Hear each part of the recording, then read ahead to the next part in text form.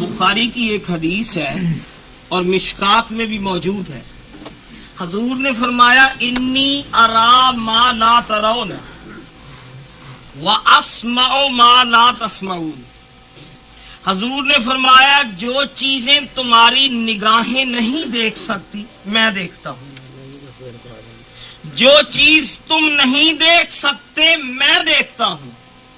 واسمع ما لا تسمعون، اور جو بات تم سن نہیں سکتے میں سن لیتا ہوں. چنانچہ دی کہ جبریل ہم نہیں دیکھ سکتے، رسول اکرم نے دیکھا. کیوں جی کوئی ہے جو دعویٰ کرے جی ہم نے کبھی اینجل کو دیکھا ہے؟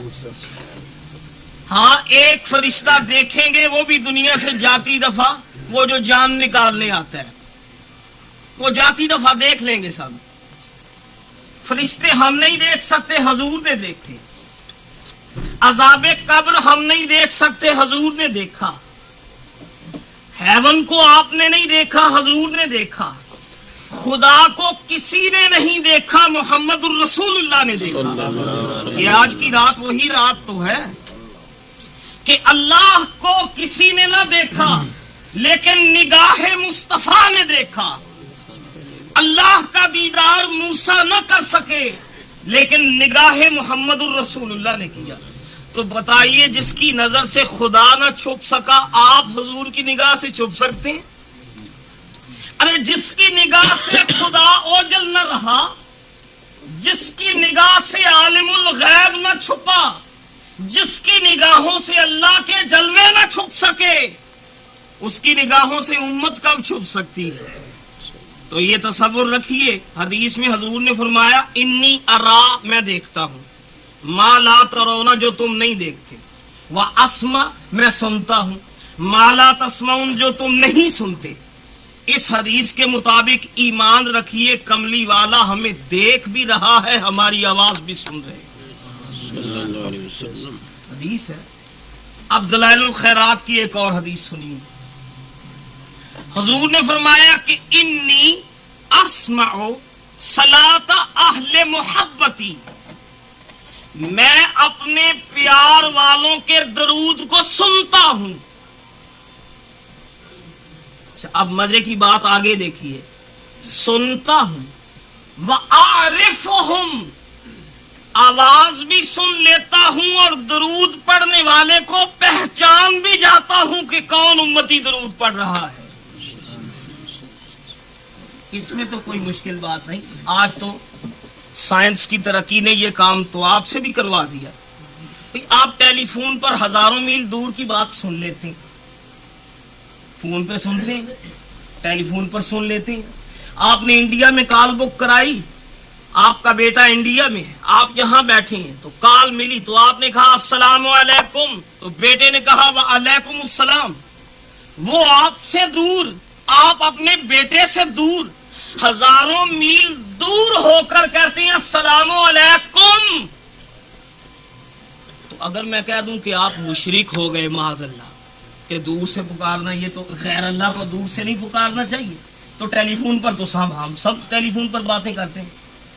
ہزاروں میل دور بیٹا ہے، اسے ہیلو کہتے ہیں، السلام علیکم، کم کا معنی ہے تم پر سلام. تو جسے تم پر سلام کہتے ہیں وہ تو 10,000 مائل دور بیٹھا ہے. کرتے ہیں نا جناب. اور پھر نئی ایجاد جو سائنس نے کی کہ ایسا ایجاد کر دیا ٹیلی فون کے جس میں آواز بھی آتی ہے اور فون کرنے والے کی پکچر بھی آ جاتی. اچھا حضرت، اگر سائنس میں یہ کمال موجود ہے کہ آپ کی آواز ہزاروں میل دور چلی جائے اور آپ کی پکچر بھی دور چلی جائے، تو دور سے آدمی سن کر آپ کی آواز کو بھی پہچانے، آپ کی تصویر کو بھی پہچانے، تو اگر سائنس میں یہ کمال ہے تو محمد الرسول اللہ میں کیوں نہیں یہ کمال ہو سکتا؟ لہذا اگر ہم ٹیلی فون پر کہتے ہیں نا ہیلو، وہ تو 10,000 مائل دور بیٹھا ہے، اس کو کہتے ہیں السلام علیکم چچا جی کیا حال ہے. ہم پوچھیں خدا کے بندے، تیرا چچا تو 10,000 مائل دور بیٹھا ہے تو کیوں شرک کر رہا ہے؟ اسے دور سے پکار رہا ہے. تو کہے گا جی یہ سائنس کا آلہ ہے.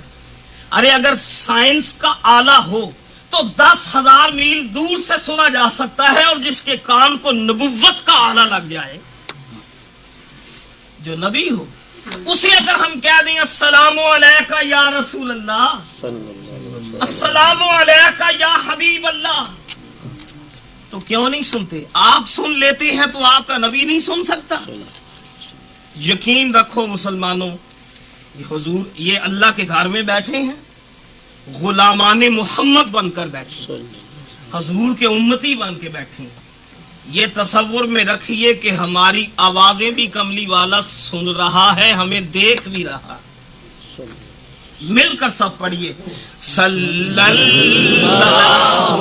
علیہ وسلم، صلی اللہ علیہ وسلم، صلی اللہ علیہ وسلم، صلی اللہ علیہ وسلم۔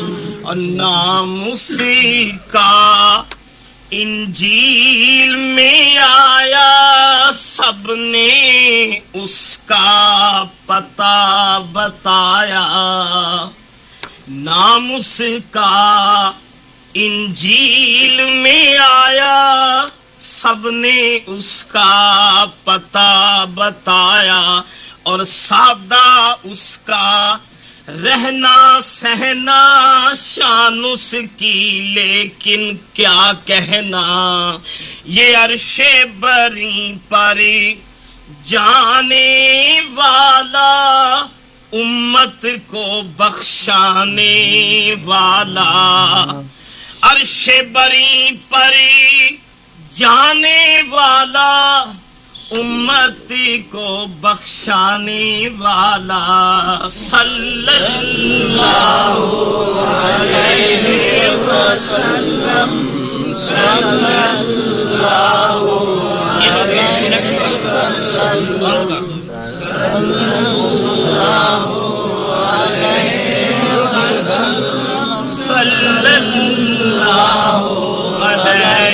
وسلم۔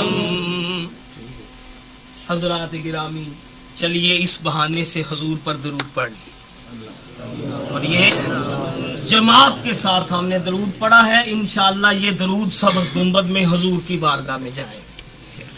آمدن برسر مطلب، اب ہم یہاں سب جمع ہوئے ہیں آج کی مقدس رات کو منانے کے لیے۔ یہ رات ہے شادی شب اسرا کی رات، آج کی رات ہے محمد الرسول اللہ کی عظمتوں کی رات، یہ رات ہے حضور کی بڑائی کی رات، یہ رات ہے رسول اکرم کے معراج کی رات، یہ وہ رات ہے جس رات رسول اکرم صلی اللہ علیہ وسلم ہماری بخشش کے پروانے عرش سے لے کر آئے، ہماری نجات، ہماری بخشش، ہماری مسرت کے پروانے عرش سے لے کر آئے۔ تو اس رات میں ہمیں نظام صلاۃ عطا ہوا، نماز کا نظام، یہ جو ہم نماز پڑھتے ہیں، میں نے جمعے میں عرض کیا تھا، اس رات میں ہمیں نماز کا نظام ملا، اور اس رات کو اللہ تعالیٰ نے گارنٹی دے دی رسول اللہ کو کہ کملی والے قیامت کے دن تو جس کو بخشوا لے گا، جس کی تو شفاعت کرے گا، میں اس کو بخش دوں گا۔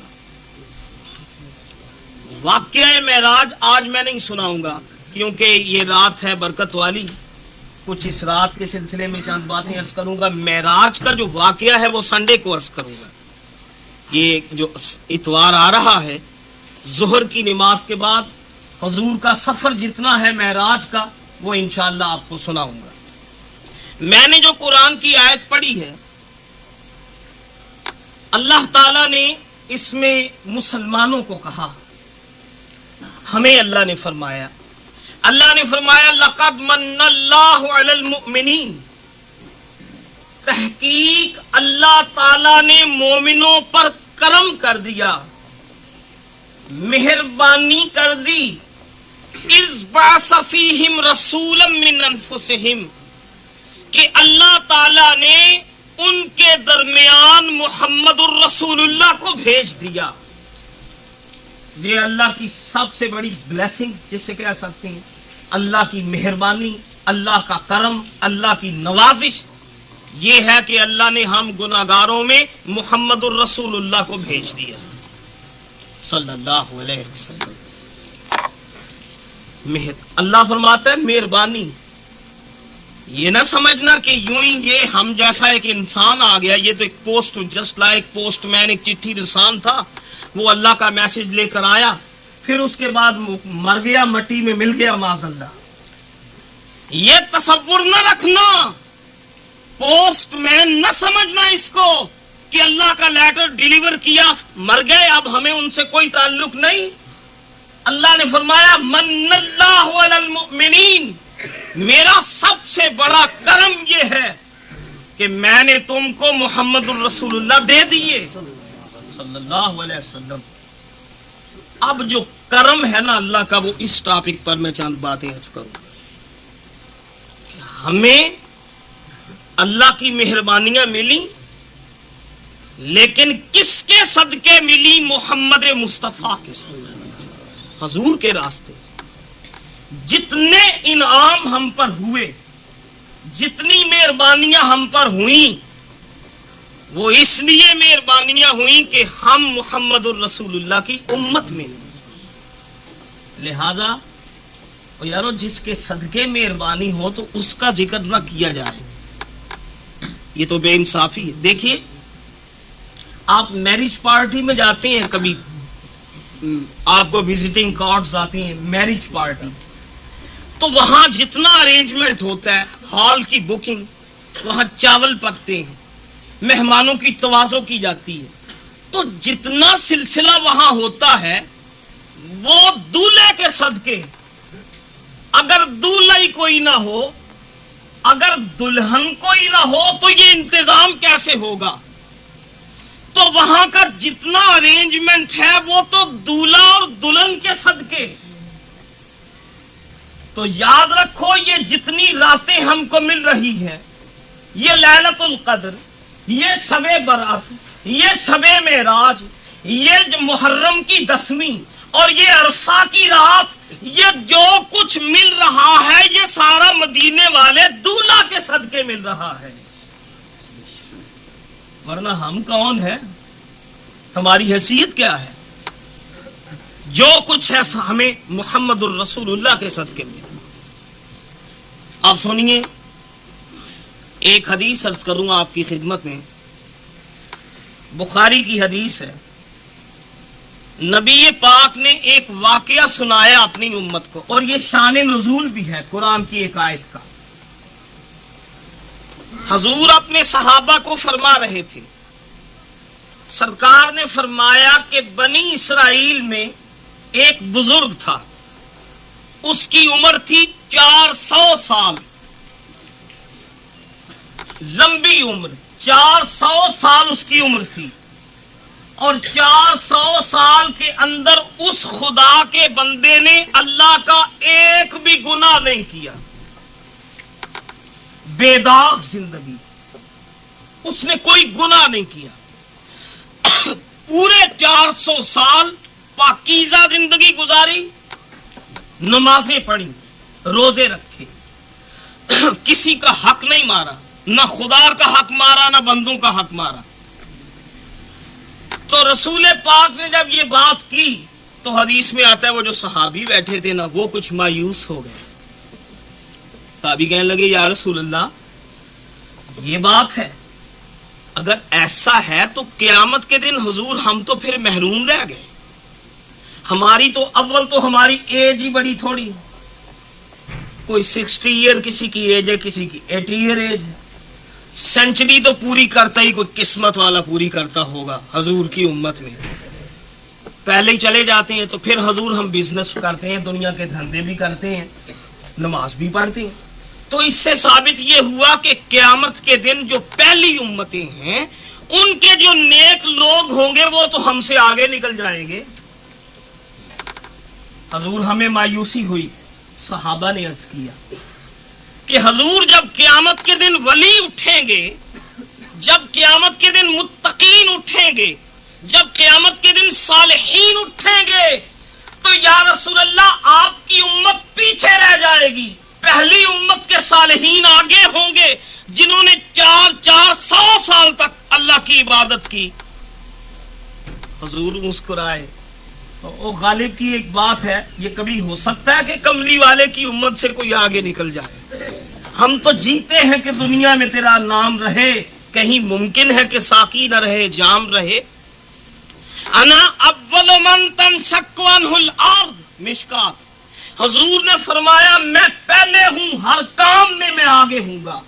سب سے پہلے قبر سے قیامت کے دن محمد اٹھیں گے۔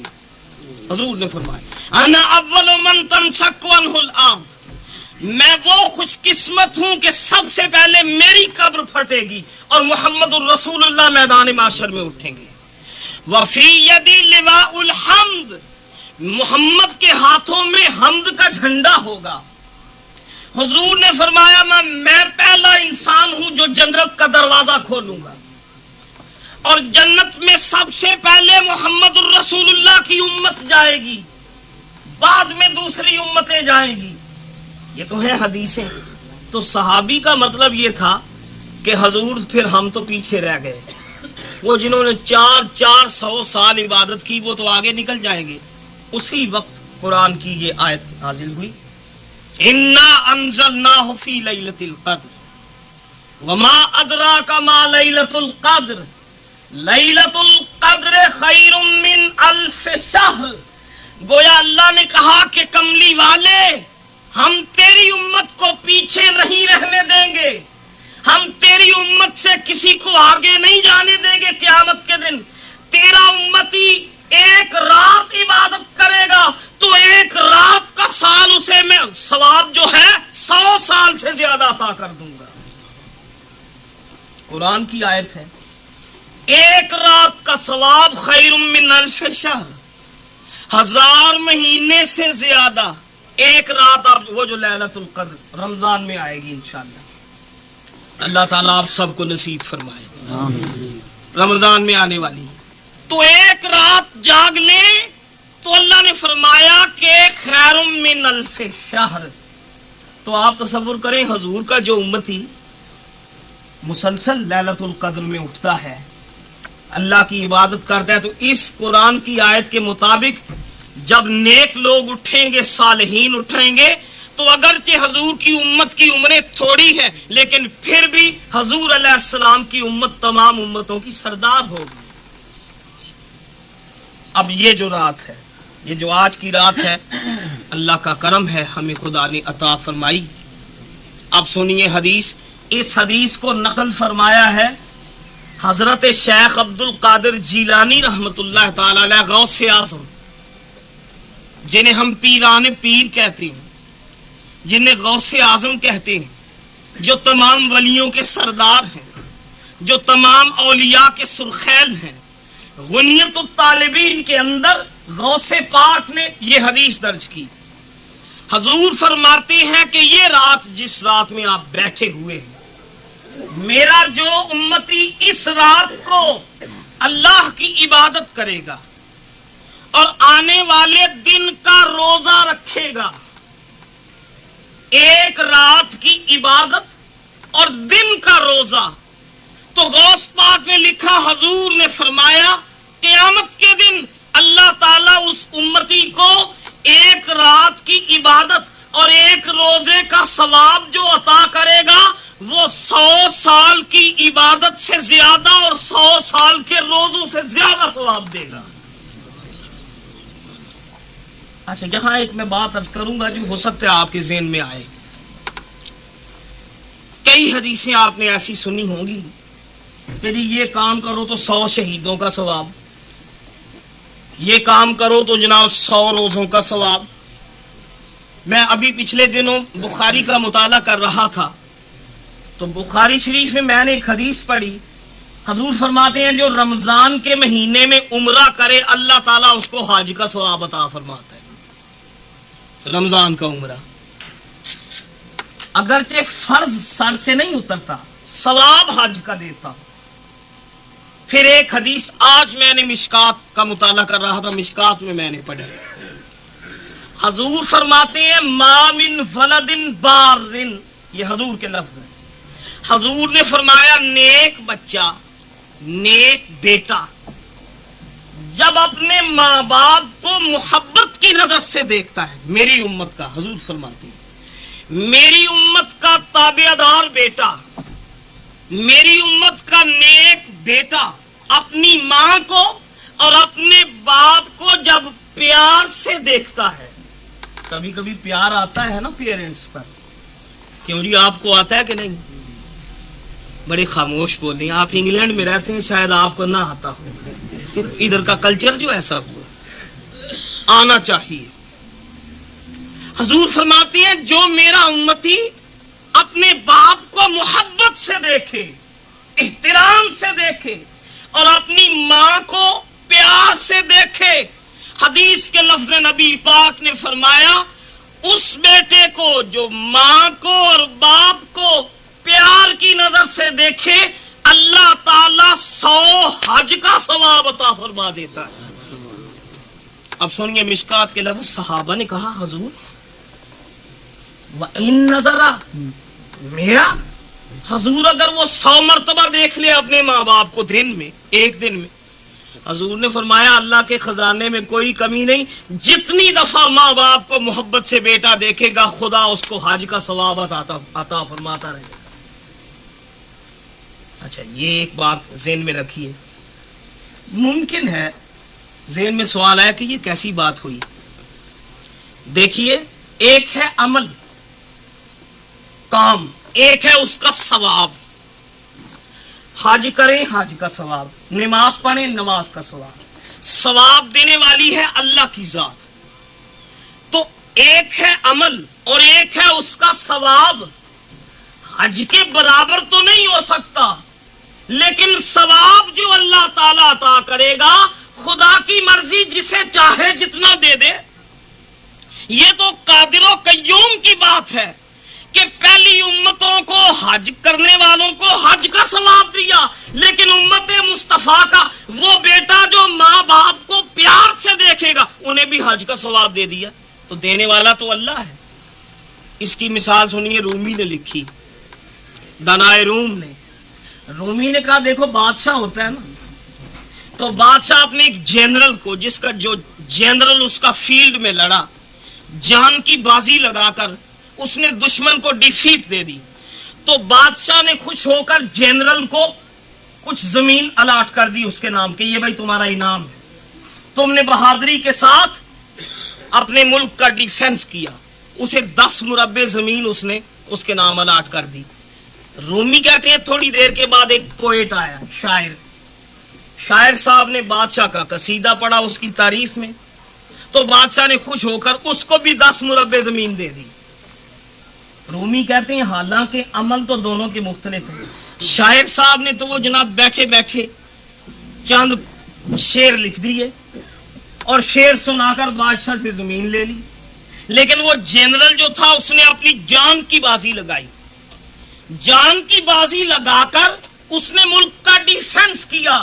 تو رومی کہتے ہیں یہ ہے دینے والے کی مرضی، جس کو چاہے جتنا دے دے، جو بادشاہ ہوتا ہے جسے چاہے انعام دے دے۔ تو اللہ ہے ساری کائنات کا بادشاہ۔ جب امت مصطفیٰ کی باری آئی تو مصطفیٰ کی امت میں اللہ تعالیٰ نے اپنی رحمتیں بہانوں سے تقسیم کر دی کہ حضور کی امت محروم نہ رہے، سرکار کی امت کو دے دو، ان کو حج کے ثواب دے دو، ان کو عمروں کے ثواب دے دو، ان کو کئی 100 سال کی عبادت کے ثواب دے دو۔ تو میرے بھائیوں، میرا مقصد یہ ہے عرض کرنے کا، یہ جو رحمت کی برسات ہو رہی ہے، جو رحمت کی پھوار پڑ رہی ہے، یہ رحمت کے جو انعامات تقسیم ہو رہے ہیں، کس کے صدقے سے؟ محمد الرسول اللہ کے صدقے، حضور کا صدقہ ہم کھا رہے ہیں۔ کچھ نالائق ہوتے ہیں جو کھا کر وہ نمک حرام ہو جاتے ہیں، کچھ ہوتے ہیں نمک حلال۔ وہ پنجابی میں آپ نے سنا ہوگا، ایک اردو کا مقولہ ہے یہ، جس کا کھائیں اس کے گن گائیں۔ ہم کھاتے ہیں محمد الرسول اللہ کا صدقہ، حضور کا صدقہ کھاتے ہیں. الحمدللہ ہم تو آقا کے گن گاتے ہیں، اٹھتے بیٹھتے حضور کی تعریف. کچھ ایسے نمک حرام بھی ہوتے ہیں جو کھا کر حرام کر دیتے ہیں، ان سے ہمیں بحث نہیں. ہمارا کام یہ ہے کہ جس کا صدقہ کھا رہے ہیں، جس کے صدقے رحمتیں لوٹ رہے ہیں، اٹھتے بیٹھتے اس محمد مصطفیٰ کا ذکر کیجیے. اب سنیے ایک اور حدیث حضور کا صدقہ. فخر الدین رازی نے لکھا تفسیر کبیر میں، بنی اسرائیل کی امت میں جو شریعت، جو قانون تھا موسیٰ کا، حضرت موسیٰ کے جو قانون تھے، رازی لکھتے ہیں کہ موسیٰ خود بھی جلالی تھے، ان کی شریعت بھی جلالی تھی. موسیٰ علیہ السلام کی امت میں ایک قانون، لا یہ تھا شریعت کا، طہارت کا. طہارت کا قانون یہ تھا کہ کپڑے پر جہاں نجاست لگ جائے اس کپڑے کو کینچی سے کاٹ دو، پھر باقی کپڑا پاک ہوگا. آپ نے کتنا قیمتی سوٹ کیوں نہیں پہن رکھا؟ اگر وہ ناپاک ہو گیا، جہاں غلاظت لگی ہے، شریعت موسیٰ کا آرڈر تھا جتنی جگہ پر ناپاک چیز لگی ہے اس جگہ کو کاٹ دو، پھر باقی کپڑا پاک ہوگا. ایک بات. اور دوسرا قانون یہ تھا کہ جسم کے جس حصے پر غلاظت لگی ہے اس حصے کو سلاخ گرم کر کے اس حصے کو داغ دو. گرم سلاخ لگاؤ تو باڈی پاک ہوگی. یہ تھا شریعت موسیٰ کا قانون، اور قسمت والے تھے جو اس پر عمل کرتے تھے. کچھ ہوں گے نا ان کی امت میں بھی نیک امتی. کتنا قیمتی سوٹ کیوں نہ ہو، ناپاک ہوا اسے کاٹ دیا.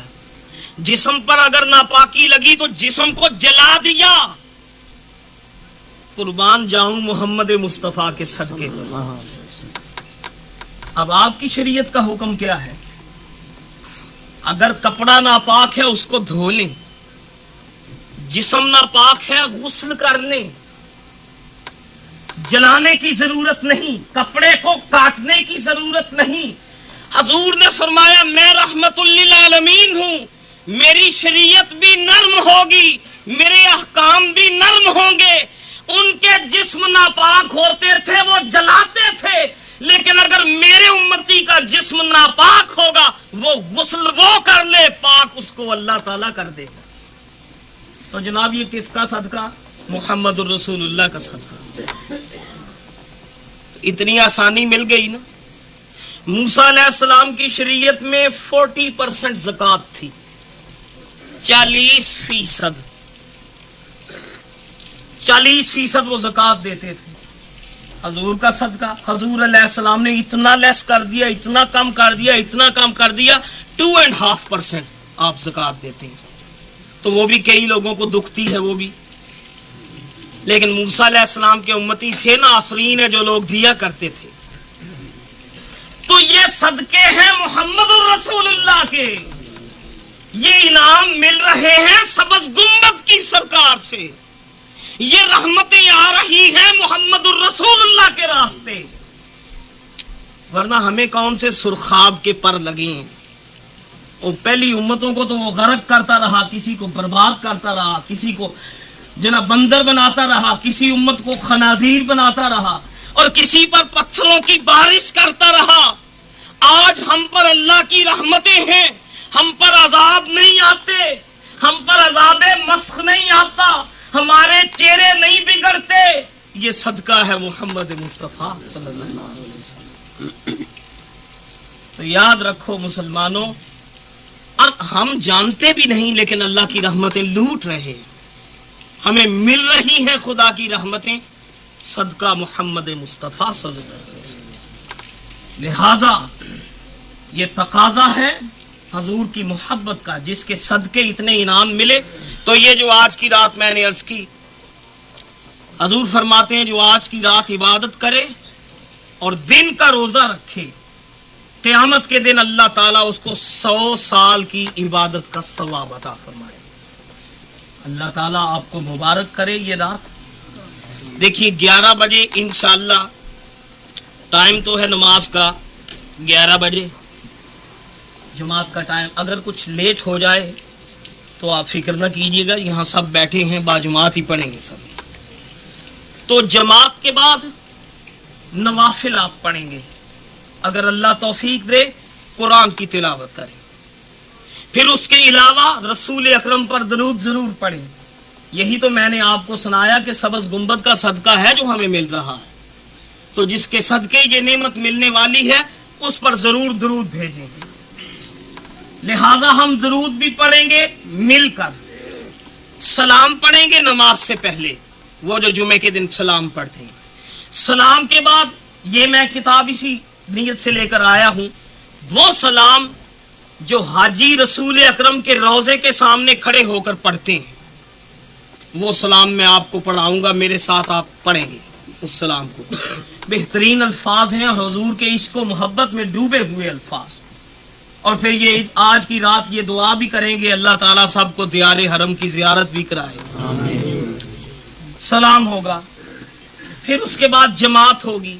जमात के बाद आपको इजाजत है, चाहे तो मस्जिद में क़याम रखें, अगर आप चाहें तो घर तशरीफ ले जाएं।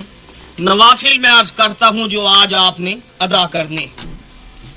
हजरत गौसे पाक ने गुनियतुत तालिबीन में लिखा है, मैंने जुमे में भी अर्ज किया था कि नफल तो बहुत लिखे गौस पाक ने, और कुछ इतने मुश्किल हैं जो हम लोग शायद पढ़ ही ना सकें। तो उन नवाफिल में से जो मुझे 2 पसंद आए थे वो जुमे को मैंने अर्ज किए थे कि दोनों हदीसों के साथ गौसे पाक ने लिखा है कि ये दोनों जो तर्जें हैं, हजूर अलैहिस्सलाम ने फरमाया जो इन नवाफिल को अदा करेगा क़यामत के दिन अल्लाह ताला उसके तमाम गुनाह मुआफ कर देगा। तो एक तो गौसे आजम ने लिखा कि 4 नफिल अदा करें 2 सलामों के साथ, 2-2 की नीयत करके 4 रकत नफिल पढ़े।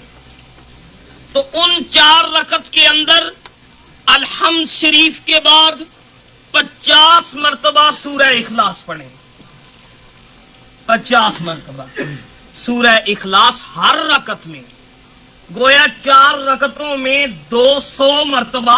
10 मरतबा अगर आप सूरह इखलास पढ़े एक रकत में, तो इसका माना यह हुआ कि आपने 4 नफल के अंदर 200 मरतबा सूरह इखलास पढ़ ली, और 200 कुरानों का अल्लाह ताला ने आपको सवाब दे दिया। अगर आपको पसंद आए तो आप ये पढ़ सकते हैं। इसके बाद गौसे पाक ने एक और तरीका लिखा नवाफिल का। आप फरमाते हैं कि ये भी हदीस से मरवी है सहाबा से कि हजूर ये भी पढ़ा करते थे। गौसे पाक ने फरमाया कि 20 रकत नमाज नफिल आप पढ़ें, 20 रकत 20 रकत, और 2-2 की नीयत करके, गोया 10 सलामों के साथ 2-2 रकत पढ़े। अलहम्द शरीफ के बाद 3 मरतबा सूरह इखलास पढ़े, 3 मरतबा। ये आसान होगा, अगरचे रकत की तादाद ज्यादा है लेकिन सूरह इखलास पढ़ने में आसानी रहेगी। 3 मरतबा सूरह इखलास हर रकत में, तो 20 रकत ये पढ़ लें। हजूर अलैहिस्सलाम फरमाते हैं मेरा उम्मती जो ये नवाफिल अदा करेगा क़यामत के दिन अल्लाह ताला उसके गुनाह मुआफ करेगा। अच्छा, ये तो थे नवाफिल।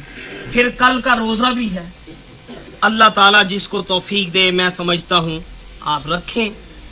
ये हजूर के मेराज की खुशी है, रोजा रखें तो नबी पाक ने फरमाया कि उसको अल्लाह ताला 100 साल के रोजों का सवाब अता फरमाएगा। तो ये मैं समझता हूं कि ये सुनहरी मौका है जिंदगी में, ऐसे लम्हे बार बार नहीं आते, ऐसे चांसेस को जाने नहीं दिया जाना चाहिए। जरूर उसको अवेल करें, रोजा भी रखें। तो रोजे के लिए अर्ज ये है, जो साहब रोजा रखना चाहें तो नमाज से हम तकरीबन 11:15 बजे यहाँ फारिग होंगे इशा की नमाज से। तो इशा की नमाज के बाद नियाज वगैरह भी तकसीम होगी, तो तकरीबन 12 तो बज जाएंगे मस्जिद से कुछ हजरात को निकलते हुए। तो उधर जो सुबह का वक्त है, आगाज सहर जो टाइम टेबल में लिखा है, वो है तकरीबन 2:15 बजे। 2 वैसे तो 22 मिनट लिखा है, लेकिन एहतियातन सहरी के लिए आप 2:15 बजे का टाइम ज़हन में रखें। तो یہاں آپ نفل پڑھیں گے، کچھ ٹائم نوافل میں لگے گا، تو باقی گھنٹہ تقریباً بچے گا آپ کے پاس، وہ 1 گھنٹے میں قرآن کی تلاوت کریں، حضور پر درود پڑھیں، یا اور نفل اگر پڑھنا چاہیں آپ پڑھ سکتے ہیں۔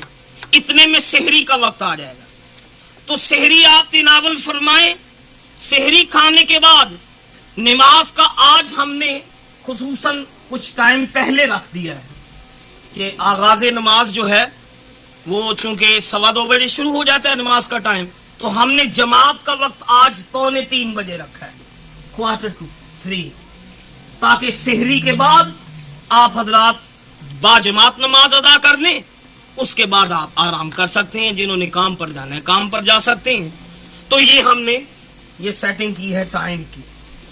اب میں عرض کروں گا آپ سے کہ یہ تو نوافل بھی میں نے عرض کر دیے، روزے کے بارے بھی عرض کر دیا، باقی روزے کے جو ضروری چیزیں ہیں روزے میں وہ بھی غوث پاک نے لکھی کہ روزہ صرف فاقے کی نیت سے نہ رکھیں کہ جی صرف کھانا پینا کچھ نہیں۔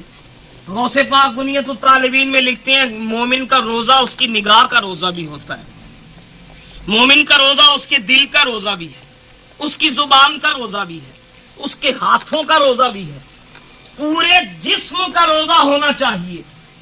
غوث پاک فرماتے ہیں دیکھو روزے کے اندر کھانا پینا تم پر حرام ہو گیا، کھانا جائز تھا روزے میں حرام ہو گیا، پانی پینا جائز تھا روزے میں حرام ہو گیا، تو غوث پاک فرماتے ہیں جو روزے سے پہلے ہی حرام چیزیں تھیں، جو ہے ہی حرام، تو وہ تو زیادہ وہ اور بھی زیادہ حرام ہونی چاہیے۔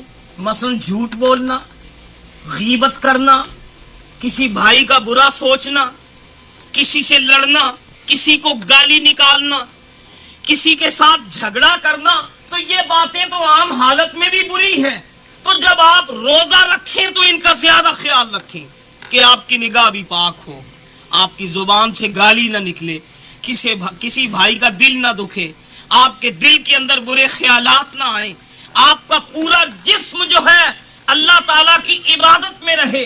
تو جب یہ شرائط آپ پوری کریں گے تو وہ ہے صحیح روزہ، ورنہ مشکات کی حدیث ہے، حضور فرماتے ہیں، اللہ تعالیٰ فرماتے ہیں من لم یدع قول الزور والعمل بہ، جو بندہ جھوٹ بولنا نہیں چھوڑتا اور برے کاموں کو نہیں چھوڑتا، مجھے کیا ضرورت ہے اس کے فاقے کی، فاقہ کر لی، کھانا نہیں کھایا تو مجھے کیا ضرورت ہے۔ روزے کا مقصد یہ ہے مسلمانوں، اپنی باڈی کا روزہ بھی رکھو، اپنی نگاہوں کو محتاط رکھو، اپنی زبان پر کنٹرول کرو، بلکہ یہ زبان ایسی چیز ہے، یہ مولانا رومی کی آخر میں بات کر کے میں اپنا بیان ختم کروں گا۔ آج واقعہ معراج جو ہے میں نے خود نہیں سنایا آپ کو سنڈے کے لیے، کہ اتوار کے دن انشاءاللہ معراج کا واقعہ قرآن اور حدیث کے مطابق عرض کروں گا۔ رومی کہتے ہیں حضور علیہ السلام نے فرمایا کہ من سکت نجا، جو خاموش رہا وہ نجات پا گئے۔ بے ضرورت بولتے رہنا، فضول باتیں کرتے رہنا، حضور فرماتے ہیں تمام برائیوں کی جڑ جو ہے یہ زبان بنتی، اور پھر زبان، اور یہ بخاری کی حدیث ہے کہ جب صبح دن چڑھتا ہے تو حضور فرماتے ہیں یہ زبان، اس زبان سے سارے انسان کے اعضاء معافی مانگتے ہیں، حضور کا ارشاد ہے۔ ہاتھ کہتے ہیں بہن زبان خدا کے لیے میری عزت کا خیال رکھنا، پاؤں کہتے ہیں بہن زبان اللہ کے لیے میرا خیال رکھنا، جسم کہتا ہے زبان صابہ خدا کے لیے ہمارا خیال رکھنا، ہماری پٹائی نہ کروا دینا۔